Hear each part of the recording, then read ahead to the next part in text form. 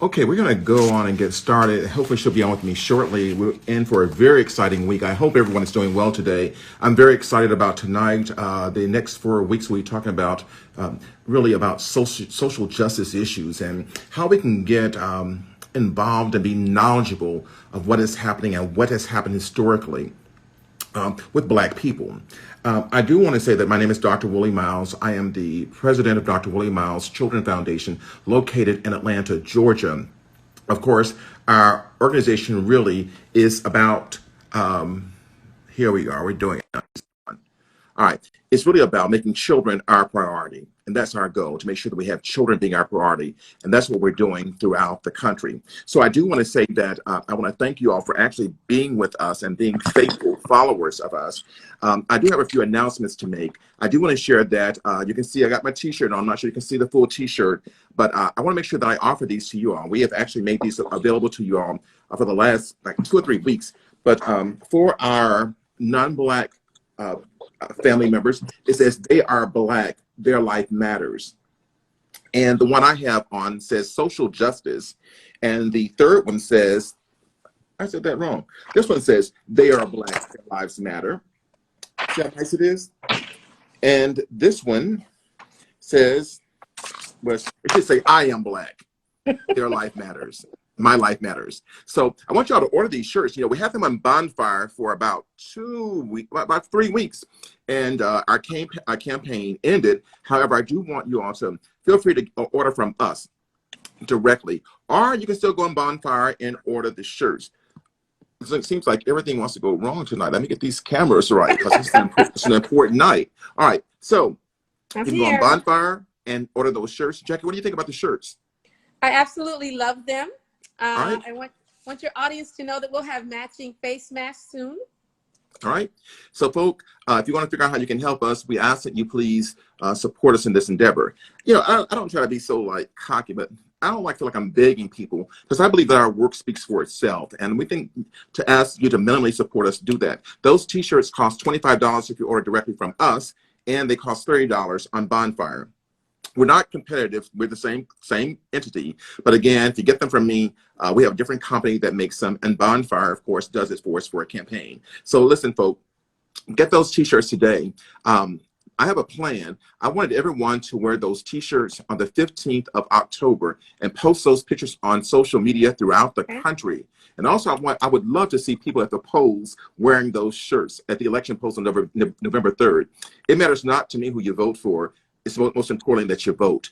So I'd like to see our shirts in those lines. And if news is covering it, I'd love to see the coverage. But also the t-shirts have on them campaign to save a generation. And that's what we're really all about, a campaign to save our children's lives for the next generation and the next generation. And that's what I wanted to say, Dr. Miles. These aren't just t-shirts. I mean, you can get a t-shirt anywhere, but you are supporting a cause, you know, and just in case you don't want a t-shirt, you can still support the cause. There really is not a more important cause out there. I mean, we know that there are different entities doing it, but this was exciting for me because there really aren't a lot of places to go and discuss issues that are important to our community. And keep in mind, what's important to our community is important to our children, you know, and future generations and survival. So $30 is like nothing for that. So I don't want to share it. Jackie started talking. I want you to know you're going to see her every week. She's going to be sort of like my co-host, and I'm never going to get rid of her for all the shows. We'll just have other guests on, and we'll have her on also. So Jackie, tell them a little about yourself. Okay, I'm Jacqueline Hampton Clemens. I currently live in South Florida, where I've been about 30 years. I am originally from Jackson, Mississippi, and of course we know that there's a lot of history connected to our heritage from there. But I am formally trained accountant and educator, and that is to say I'm degreed in both areas, but my natural passion is the education of children of color. It's one of those things that regardless of what I was doing, it was always a focus. And so this again is just another means of educating people of color, and that is why I'm really excited to be doing this with Dr. Miles. So, folks, I know you all are still asking how can you get the t-shirts, and I gotta move on because we're trying to pack almost 100-year history in 1 hour, and that's almost impossible. Roots couldn't even do it. Ruth had to do a whole 8-hour series just to get us from Africa. So I do want to share that. What we're trying to do is give an overview, but I want to get the announcements out in advance. The t-shirts are important to us. If you want to really help us, you can also PayPal us, and that is at info@thechildrensfoundation.net. Again, is info at thechildrensfoundation.net. We look forward to seeing y'all and hearing from y'all. I want to get these shirts out of here, folks. Let me give you one more sneak preview of it, and then we're going to get started. No more commercials throughout the evening. All right. This one says, "They are Black. Their lives matter." And this is for our non-Black friends. If you want to support us and really make a voice for us, have a voice for us to show unity and solidarity, we'd like for you to get those. The other two shirts has, like the one I have on it, says social just us, and defines them. And the third shirt has, "I am Black, my life matters." At the bottom of it, it says, "Campaign to save a generation." Then it has Dr. Willie Miles Children Foundation. We want you to wear those proudly because we're very proud of them. Again, so Jackie, I want to thank you for agreeing to be sort of like the co-host for me until I retire. But Okay. I want to get started because tonight is going to be like it's going to be a very Some impactful good night. stuff. And we're Some good trying to stuff. put a whole lot of information in for you. Now, let me do a disclaimer first of all. Hey, people, we're not trying to give y'all all the information from 400 years. That we can't possibly do that. What Right. we're trying to do is paint a picture so that our viewers can understand why Black people are the way they are. Right. Just why are we? Why is blood pressure so high in our community, and why is mental illness so high, and why are these things happening when everybody else seems to be doing well, and why is it that every major disease seems to devastate the Black community? Well, people say, well, don't blame slavery for it. Well, I do blame generational slavery for it, because slavery produces anxiety, depression, all other kinds of phobias. And Right. I'm gonna jump off this bandwagon, but I gotta say this right here. One of our psychiatrists said, from the American Psychological Association, he said, it should be criminal to create a condition and then get paid to treat it. Right. And that's what happens to Black folk in America. So Jackie, I'm ready to get started. If you want to get started, ready? I am ready. Okay. And I wanted to just pick up where you left off, because so often what we hear, you addressed a lot of the whys. So often we hear, yeah, but you weren't enslaved. People do not get the connection, interestingly enough. And I know conversations that I have frequently is the fact that we're not as far removed as we want to think. For instance, I know I can trace, the enslavement period back to my great grandparents. I can trace sharecropping, with all due respect, back to my back one generation. And that's what happened coming out of that. So I think it's important for people to know that we're not talking about 400 years ago. Okay. 1865 was not that as long ago as we would like to believe. 100 years is not that long. And so that is why we are still suffering from a lot of these things, because in many ways, we've never dealt with them. Well, it's interesting you say that people say certain things, but I say to my Jewish friends, no one ever asked them to forget the Holocaust. For a matter of fact, they say that at least we never forget, so it don't happen again. And no one ever questions them about that it. did not happen in America. So Right. if we can do that, why is so much requested of Black folk who were kidnapped, brought here, to forget past? But I do want to far longer than the Yeah. Jewish Holocaust. The numbers are far greater than that, and that's always what happens when we start talking about the Middle Passage. I want to get started because we have a tight night here, and our time, we're at 7:14. I have a feeling we're going to be going over just a little bit, but my camera ain't going to allow me to do that. So I want to get as much in as I can.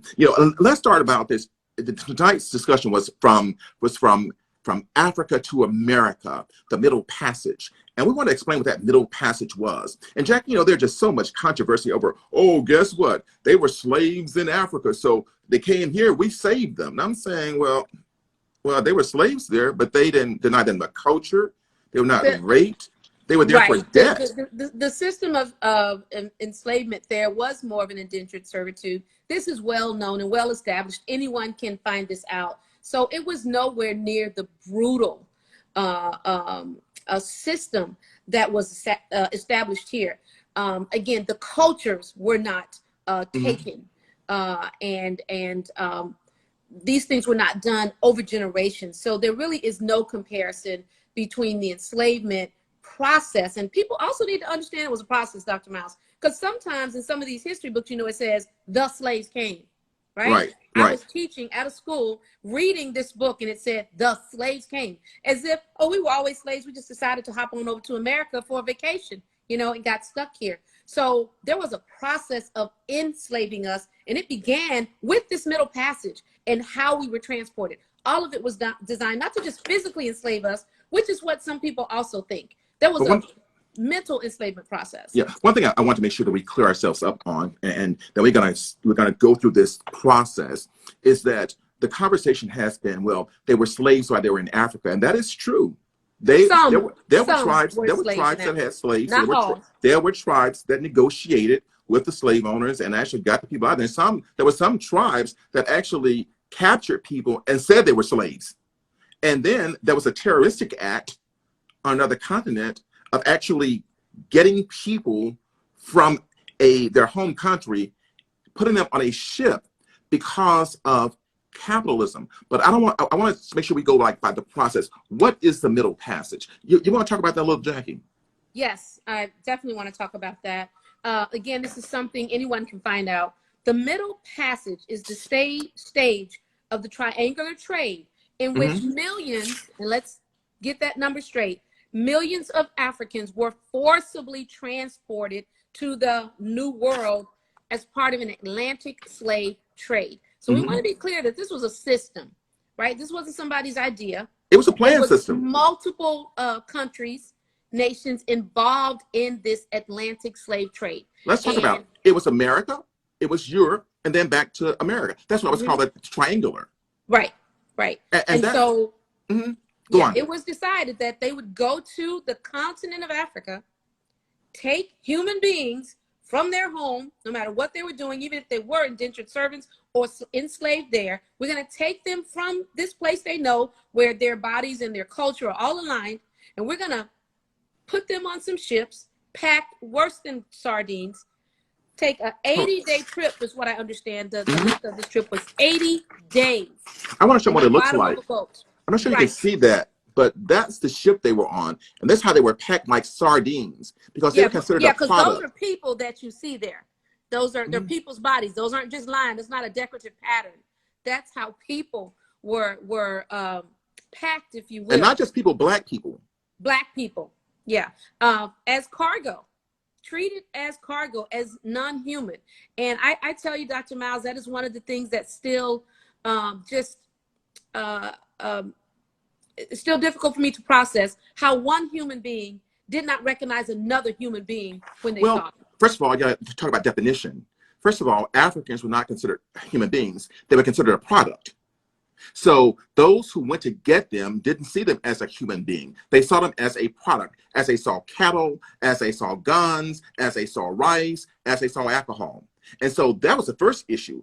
How could a human being not recognize another human being? The only difference is color. Right. Are you with me? Right. But these people had a plan. And let's not talk about these people. The records say, well, white people. That's what it says. And so let's not sugarcoat this, because this is what history says. Right. It's not us making this up. In fact, history says it was white people, right? Right. Well, in fact, Dr. Miles, when we look at it, because there are people who will argue today, oh, it wasn't personal, it was just economic. Okay. Well, one of the things that made it economic was the color of the skin. It was easy to identify us. So that's the bad group, this is the good one, based on color of skin, which also explains, not our conversation tonight, why there were those of us who could and did and always have passed, because you were using the color of our skin as the determining factor, not our character, not our intelligence, the color of our skin. Well, that is from a perspective, to me, that is, once we made it, even through the Middle Passage, I want to stick around, because I want people to feel the passion about it. I want to stick around from Africa and Sierra Leone and all those places where we ship from. I want to stick around that area. I want them to get the true essence of what this thing was like, Jackie. So I want to show you the ship that they packed people on. And these were, they packed children, children on these ships. And they packed women and men. And, you know, they would have, Jackie, according to what we've researched, they had like about 400 people on each ship. So this is just one ship. So they're getting 300,000 people. They had to have many ships, right? Yes. Yes, and those ships, of course, you know, in this process, a lot of people obviously did not survive the Middle Passage. There were stories of Africans who were able to take over their ships and then sometimes lost them again. I mean, I do think it's important that people understand that this was not just, you know, this wasn't a cruise. You know, this wasn't a few cruises. This was a very calculated. Calculated process, which had to be, of course, in order to, you know, hold people against their will. It was calculated. It was a long trip. I mean, you know, we think a 2-week cruise is like forever. This was 80 days packed in inhuman ways. And of course, in according to where they were going, when they got to the, of course, the islands, it could be a 3-weeker. But let's talk about the conditions on that ship. They were packed like sardines on that ship. They were also in their own waste. So that means they defecated, they peed wherever they were. And they stayed there for those days. That means no sunshine. I mean, just total inhumane treatment. And Jackie, we can't imagine. I want to show a picture of how they were, these people were packed. These people were packed. And our kids now have dances about Let's Plank. But this is what they're talking about when we're talking about Let's Plank. Right. And, you know, while you have that image up, I want to share just some of the numbers. You know, one of the common things that is shared is that there were 2 million people lost, which, you know, the real sources say there were up to 8 million who never made it. I mean, guys, let's be real about the volume of that number. 8 million people. 8 million who never made it here. And then millions who did. Can you imagine what it would take for you to move 8 million anything right now? Now we're not talking, Jack, we're not talking about just adults. We're talking about live human beings. We're talking about moms, dads, and children, babies, infants, newborns. It didn't matter. So, and those who did not make it, they were cast over the ship, fed to the ocean, and also where sharks were able to eat them. You know, it didn't matter. And so they had a term for that. They had a term for, what was it, the bloody sea or something that because the sharks started to travel along that path. And I think they still do. If we study that, I understand the sharks still travel along that path because they could expect to be fed. Well, you know, it's interesting, not only sharks, but, you know, according to, I'm not sure this is factual, I'm just going to share it. It said that when you look at any tornado, a hurricane that comes across the Middle Passage, it's really our ancestors paying back for those who lost their lives. It is the spirit of those ancestors. And it's hard to ignore that the hurricane started after the Middle Passage. It's hard to ignore that they followed the exact same routes of the Middle Passage. Yeah. You know, it is people. And when we talk about it, see, you can't feel what I feel because I just get chills about thinking about this. I get chills about thinking about the Middle Passage. Now, I get the chills about thinking about how they were taken from the shore, put on a ship, not know where they were going. Think about that door of no return. Think about that door of no return. And put it on a boat and laid on a plank without any idea of what would happen. Right. And the bath they got, Jackie, was people throwing water down on them. You know, this is where they are. People throwing buckets of water, and that was considered their bath. Right. So disease was common. And another thing that people may not know is that they had these cargoes insured. They insured them. In fact, there is a very popular movie called Is It Belle? Which talks about it's factual. It's a factual movie. It talks about a mulatto young woman in was it London, who was born of a slave mother, but a father who was part of an aristocracy, and how it ended up being her great uncle, I think, that raised her, and how he was basically a Supreme Court justice at that time. And it led to them ending their system of slavery. But the story dealt with a slave ship owner who was trying to collect insurance because he lost his cargo. But what they found out was that he actually killed his cargo because they were sick, because the disease on the boat spread. So he dumped them and then tried to get insurance. He lost that case, but again, it led to them ending that system because it was just obviously so inhumane. Well, it's not just of one entity that benefited. And we're going to talk about those who benefited a little bit later on. But I still want to stay on the Middle Passage. I want to stay on the importance of it to folk who benefited from it and why it happened. And I want to make sure that our audience is very clear on, if you hear this again, when you hear the Middle Passage, you ought to get cold chills that says that Middle Passage encompassed 8 million people who were at the ocean floor. At the ocean floor. 8 million. At the thing of capitalism and making money. I want you to understand now, Jack and I were both saying that this was not just a thought of idea. This was one plan to build up those countries, including Europe and the United States. By all of their governments, including the American government. Sanctioned by all of them. And they got and the United States got the land through war. So I'm saying that what we have is this place that we call America and should be home, and nobody understands why we are so intense about this. You know, and I don't want to get into this. I don't want to get off track by saying, people say, "Oh, why don't you go back home?" I don't want to deal with that yet. I want to deal with that Middle Passage from Africa to America. Just think about this. Could you have survived? You can't survive without air conditioning. You're on a cruise ship in the bottom of the ship, laying on a plank. Your children are somewhere else, and you don't know what's happening to them. Your wife is somewhere else, and you're on a ship being taken somewhere, and people feed you slop for food. Then you have to defecate right where you are. You have to pee right where you are, and you're laying up there in that hot, sweltering mess. And then people think you ought to be happy. Trying to survive. Or people think that there would be no lingering effects from hundreds of years of doing this. That's another thing that how do you not think there's going to be a lingering effect of hundreds of years? Hundreds of years. I don't know if you recall, Dr. Miles, but there was a case, I don't know, less than 10 years ago, where a man had abducted 3 women, I think in Philadelphia. I think his name, forget his Ariel, like Castro or something like that. And when they discovered these 3 women that he had held for about 10 years, America was shocked. We thought, how could he do that? And I have to admit, at that time, all I could think is, really? How could he do it for 10 years? You did it for hundreds of years. Hundreds of years, because one of those young ladies had a son, okay, by her captor.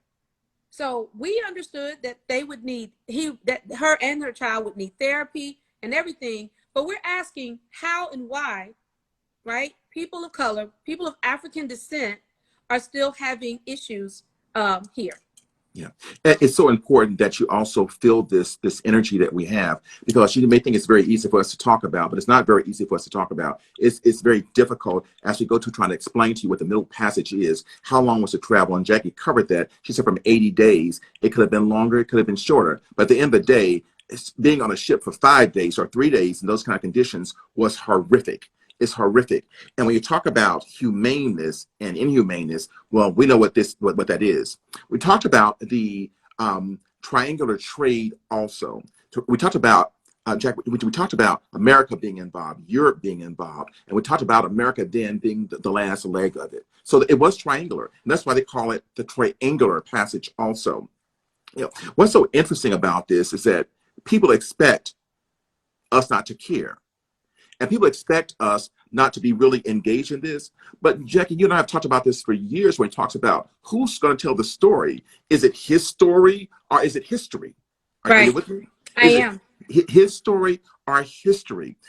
Jackie, I want to move just a little bit further on now, because I think we covered like the first parts, like who on the ships and why did so many people die. You mentioned that it was mutiny, sickness, disease, and killings.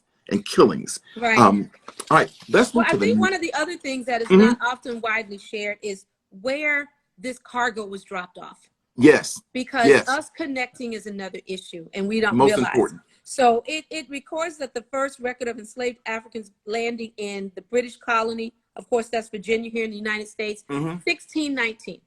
Okay, 1619. And I think these are dates that it's important for us to remember. Barbados had their first ones, 1625. Mm-hmm. It mentions that the British took control of Jamaica in 1655. This is all history, right? But this Mm-hmm. particular piece of it, this Atlantic slave trade, is often left out. But Jackie, who benefited? Like, why did all this happen? Name some of the people these people that benefited, like the British slave ship owners. What's interesting is not only who benefited, but how they benefited. You Mm-hmm. take a human life and you traded it for food. You traded it for weapons. I'll give you this person, you give me that gun. Okay, we're Mm-hmm. not talking about something you went out and manufactured and then, exchanged a value. But it's obvious who benefited, and there's still signs of those benefits today. But this was a white America that benefited.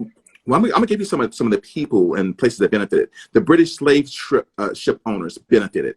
They made the ships. They bought and sold enslaved Africans, the British slave traders. They benefited. The factory owners in Britain, they benefited. Banks, let's not forget all their banking systems that funded this. Again, we mentioned the insurance companies who insured these trips. I mean, it was a very profitable industry, at the cost of lives, of human lives. Plantation owners also benefited. Yep. And we say also just ordinary people who worked in those factories, because the more slaves they had, the more factories, they built, because the factories had to build ships. They had to build things that, that made those boats function. So we became part of a product for a factory.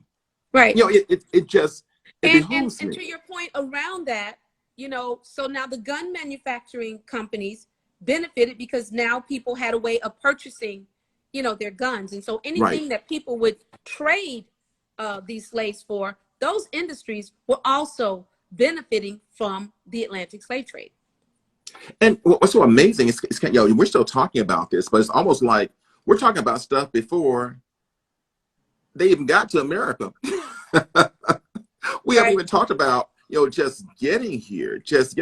What we want you to get tonight, we want you to feel what it's like to be someone who's captured, who is taken from a place of reality, placed in a dark place in a ship, shipped somewhere like your cargo, in your own feces and waste, including children.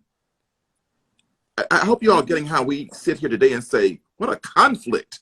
Dr. Miles, there are also some places that mimic this Atlantic slave trade for people to get that experience.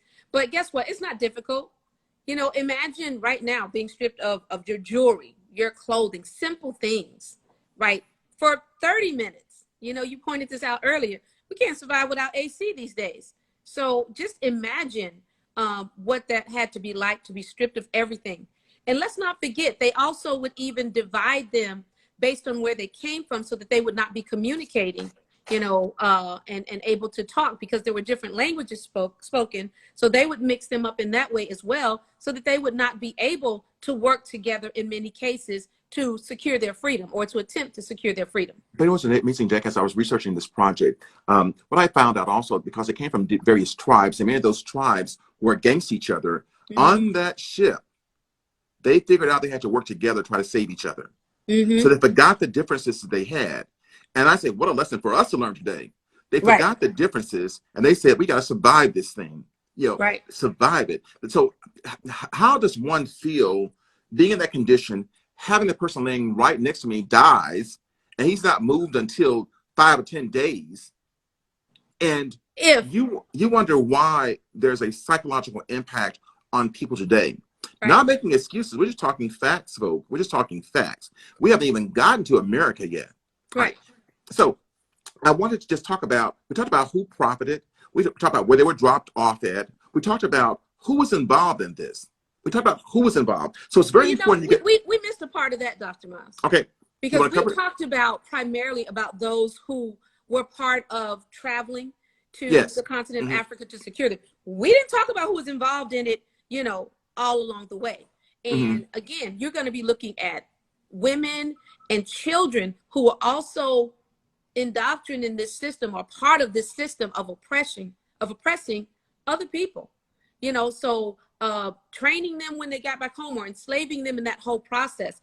There was, again, a lot of people, in addition to those who were on, who were, capturing them. There were jobs.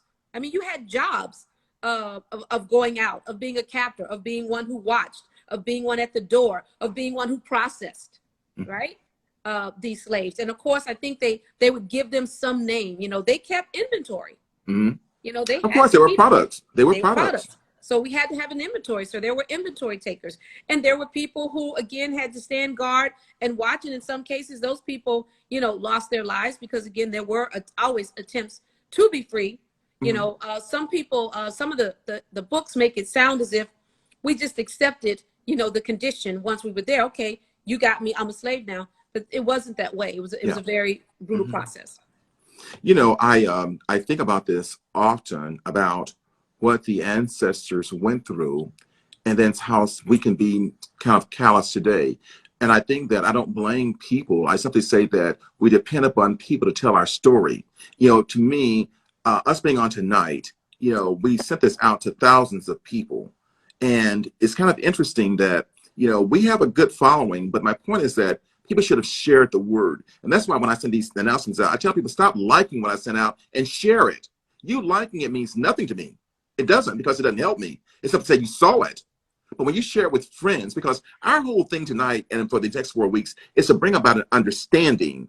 So there's no confusion about why I feel the way I feel as a Black male, while Clarence feels the way she feels as a Black female. And then we're not so misunderstood because we're so damn angry. Right. And we're not talking about it. We want to talk about recent events, but those events are not new. They're not new. So again, I hope people are making the connection between this conversation on the Middle Passage, right? So while we're Black Lives Matter and we're protesting, the Middle Passage is where this started. And you can see the connections. Well, for a matter of fact, it's kind of interesting that you said that, because really, I think that Black folk right now are experiencing some of the issues of the Middle Passage. For instance, Black males being killed just like they're nothing. Black families being marginalized. I'm being afraid to go out the house for fear of a cop stopping me. Right. And so I'm saying, so we're actually going. Life is kind of like reliving itself. And with our current climate, our racial climate, it's like we're going through this all over again. Right. And I kind of like just want to, it's hard for us to stay in one place because we're trying to tell the story, and because we're going to get into these pieces each week. Right. But if nothing else, we want you to feel the Middle Passage. Before we go any further, I'd like to open up for a few questions at this point. Is there anyone in the audience who has any questions you want to ask us? And we'll try to answer them. We don't have all the answers, but we'll try to answer it. And while you're waiting on a question, Dr. Miles, we also want to encourage people to look for the books that talk about this. There are books for children on the Middle Passage. Education starts at home, and it is very important that we share this information.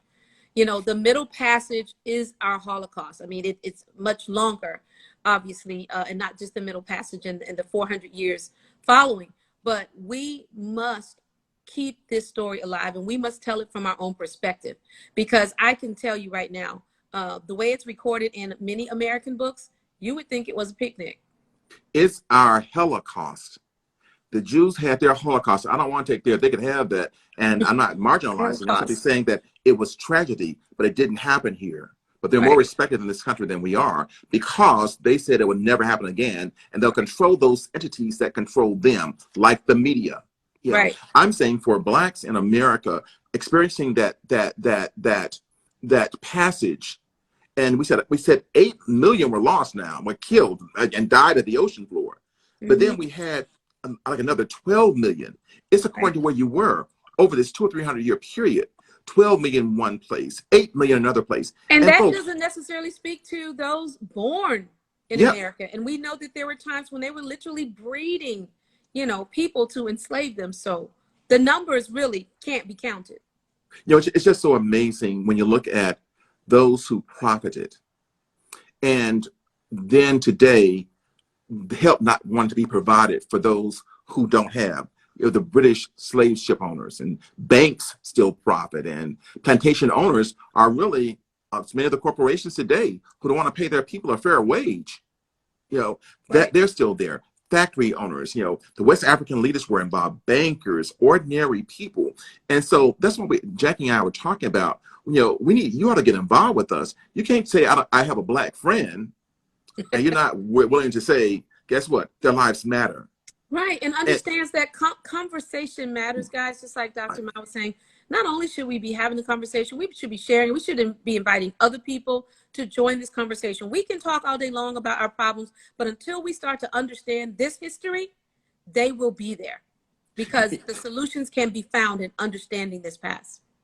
I'll tell you what's interesting today. It was kind of interesting to me that when we set the announcement out via email, we have about maybe 17,000 or more that we sent to.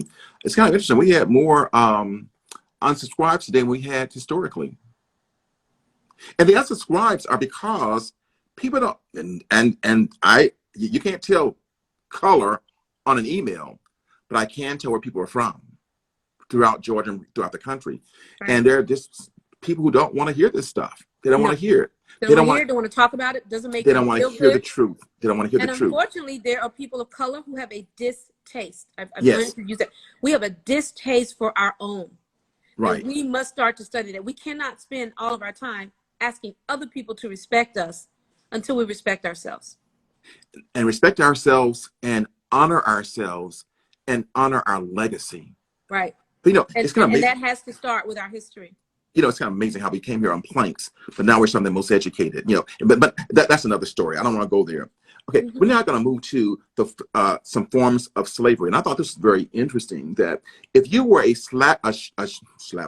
chattel slave, that means you were somebody's slave forever. But not only were you the slave, but your generation of children were slaves. That means the person, can you imagine that? The person owned you and your children and their children's children for the rest of their lives. And they left you to their children. So if they died, you're not free. Okay, they willed you, a human being, to someone else. Now, people, these are the righteous people of America. This is the home of the free and the brave and the one who loves everybody. These were Christians. Christians. Yeah. But they don't want to face this horrific thing that occurred and talk about it was the worst thing that could have ever happened in the history of our country. The worst thing. And it meant accepting. So this was the other thing. They wanted you to happily accept this status. They wanted you to say, look, this is it. May not be pretty, but just go ahead and get happy with it, because we have no intentions of changing it. And of course, we had a war, a civil war, which just wasn't that long ago, to end it. Mm-hmm. And many believe that, again, a lot of the other protesters today are those people who would still enslave you or enslave people of African descent if they could. And that's a question we have to be asking. I mean, like Dr. Miles said, we don't want to get too far into another conversation. We want to stick with the Atlantic slave trade. But it's hard. It's hard. Because we can actually see the relationship. There's a correlation between the Atlantic slave trade and prison slave trade today. Right.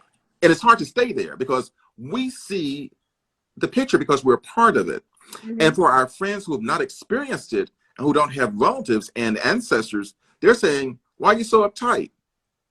Right. I just wonder why, why is it in Black communities, we have the worst of everything? We have the worst illnesses. We're more apt to die quickly. We have hypertension.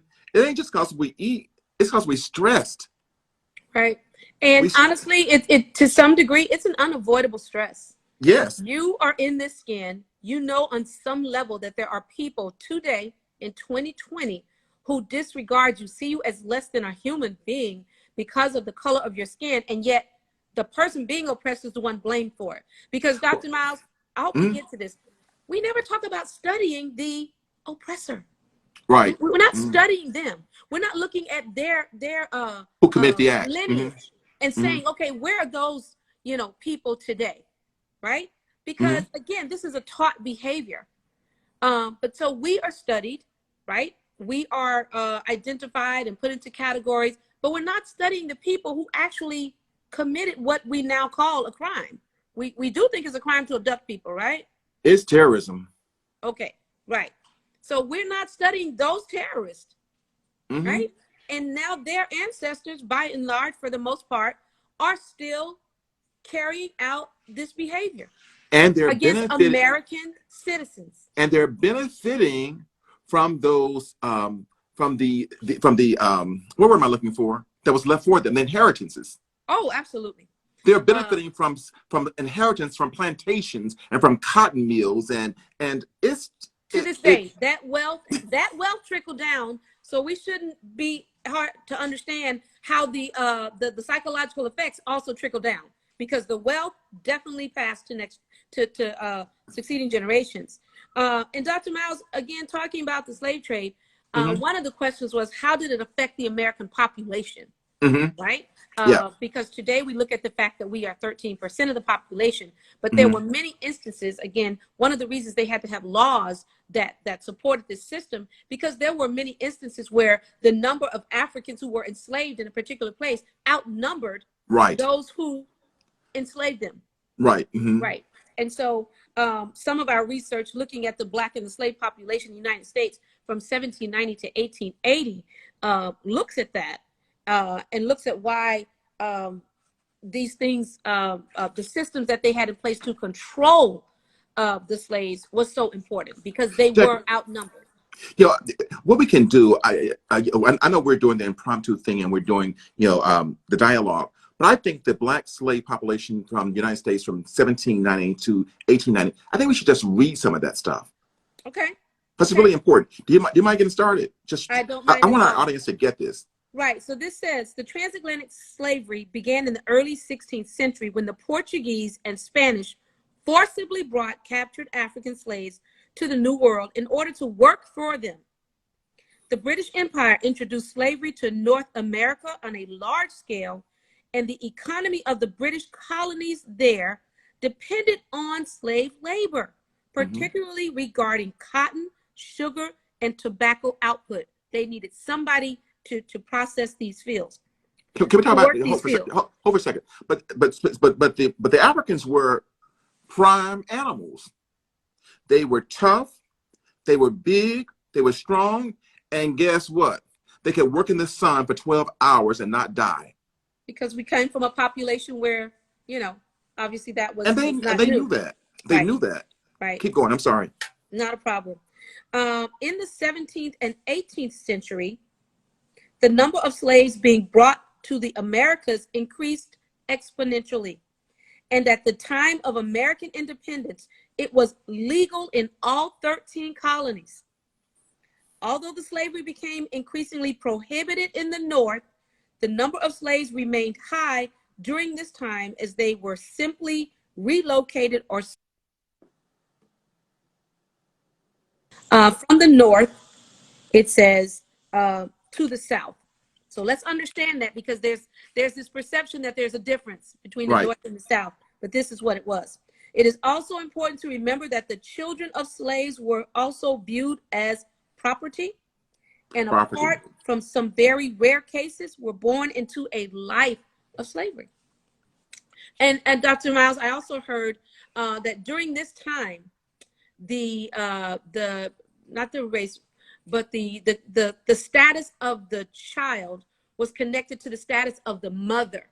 Yes. Now we Hmm. know that was important, because sometimes the fathers were white slave owners. Yes. So the status of the child was associated with the status of the mother. Now, when else in a patriarchal society are we attaching the status to the mother instead of the father?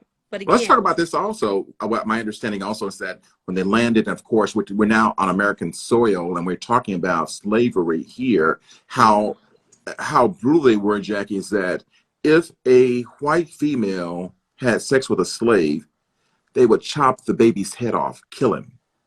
mhm, Yeah, killing. even their own, exactly. Yeah, but if the man had a baby by a black female, Child was raised it often in the was home. just property. It was his property, and very often raised in the home with that white wife had to deal with that. It also says Why you're here, reading? I don't know why I have to say this right here, but I'm going to say it anyway. You know, there's some people talking about, oh, y'all on here, y'all so racist, and all you talking is black stuff. We're just talking history. We're talking history, and there's nothing wrong with you talking about why your is history lineage. wrong when it's black? I mean, we And talk it's about always other wrong when it's histories black. all the time. We talk about American history. Our We talk kids are we talk taught that, about European and that's why they're history. We miseducated. talk That's why they're about miseducated. Jewish history. We talk about all histories all the time. So why is history only wrong when it's about us? Again, but you say there are no psychological effects of slavery still in our society. That is one of them. The fact Yeah. that we're always questioned. Good point. So it says here, it is also important to remember that the children of slaves were also viewed as property and were born into a life of slavery. Abolition and the American Civil War, in the years that followed independence, the northern states began gradually prohibiting slavery. And it was officially abolished there by 1805. That's what, 60 years before? And the importation of slave labor was prohibited nationwide from 1808, although both still were practiced. In total, an estimated 12 to 13 million Africans were transported to the Americas as slaves. And this does not Amazing. include the high number who did not survive the journey. Amazing. Just the numbers are staggering.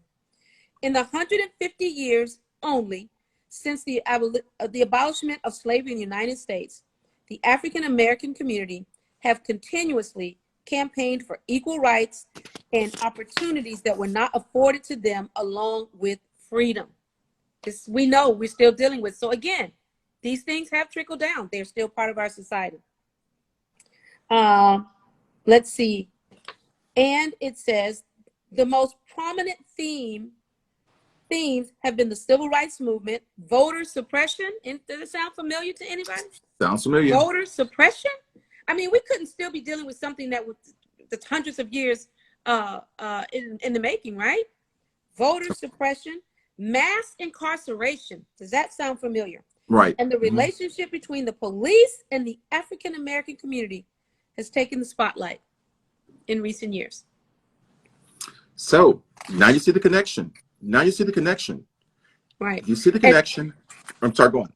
I was just going to say, and that was our goal tonight, that you not think of the Middle Passage as some disconnected event of the past, but that you be able to connect it, that you know what it is. What was the Middle Passage, right? And then hopefully it will create a thirst for you to learn more.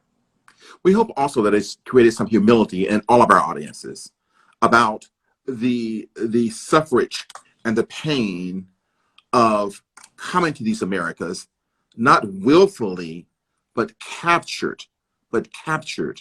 And when I think about being captured, that's another psychological issue, the feeling of being captured by somebody and held in bondage. Our time is wearing on, and we have about 7 more minutes. But I sort of like want to wrap up, Jackie. I want to make the announcement that for next week, the topic is a denial of culture and humaneness in American tragedy. Next week's topic on Tuesday night is a denial of culture and humaneness in American tragedy. Also on October 11th, racism, Black humanity ignored. Racism, Black humanity ignored.